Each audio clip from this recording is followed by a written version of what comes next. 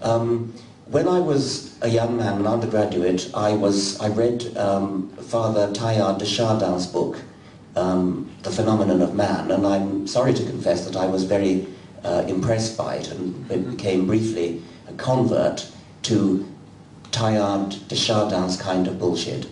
And what won me round, what converted me, was reading Peter Medawar's review of The Phenomenon of Man, which I think is one of the greatest negative book reviews ever written. And the point I want to make is that I did not recoil from having this book that I had previously revered ridiculed. Quite the contrary. I saw it was the ridicule that changed my mind. And I want to read a bit to illustrate that you don't have to use violent. Has it gone off? You don't have to use violent language. You can use wit, you can use sarcasm, and you can use ridicule. The phenomenon of man cannot be read without a feeling of suffocation, a gasping and flailing around for sense. There is an argument in it, to be sure, a feeble argument, abominably expressed. And this I shall expound in due course. But consider first the style, because it is the style that creates the illusion of content, and which is a cause, as well as merely a symptom, of Teilhard's alarming apocalyptic seizures.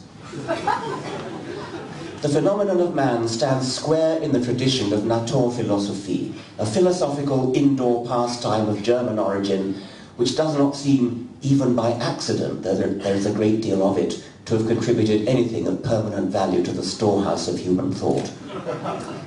French is not a language that lends itself naturally to the opaque and ponderous idiom of nature philosophy, and Teilhard has accordingly resorted to the use of that tipsy, euphoristic prose poetry, which is one of the more tiresome manifestations of the French spirit. And then there's a gap, and then he comes to the end. How have people come to be taken in by the phenomenon of man? And remember, I was one of them. I was taken in. How have they come to be taken in by the phenomenon of man? We must not underestimate the size of the market for works of this kind, for philosophy fiction. Just as compulsory primary education created a market catered for by cheap dailies and weeklies, so the spread of secondary and latterly of tertiary education has created a large population of people, often with well-developed literary and scholarly tastes, who have been educated far beyond their capacity to undertake analytical thought.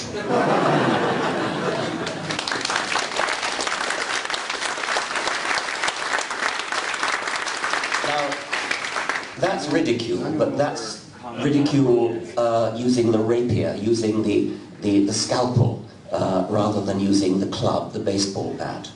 And that's the route that I would urge us to take. The beliefs that these people hold are ridiculous, and they need to be exposed as ridiculous. We need satire, we need comedy. We had a wonderful exhibition of that last night. We need wit. So that's one point that I would like to make in communicating atheism. Don't let's accommodate, but also don't let's be violent, at least not even in words, let alone deeds, against individuals. But let's use violent language, not violent language, let's use very negative language, including ridicule, against their ridiculous beliefs. The other point I wanted to make about communicating atheism is the importance of what I've called consciousness raising. And this is something where we have something to learn from the feminist movement, which succeeded brilliantly in changing the language that we all use. So when I was young, it was perfectly commonplace to use a phrase like, one man, one vote. You can't do that anymore. Anybody who deliberately uses sexist language, anybody who uses sexist language is probably doing it deliberately in order to provoke. Everybody, whether they use it or not, has had their consciousness raised, and our language has changed as a consequence. And that's one of the things that I want us to do in the atheist movement. I want us to change our language in a consciousness-raising way,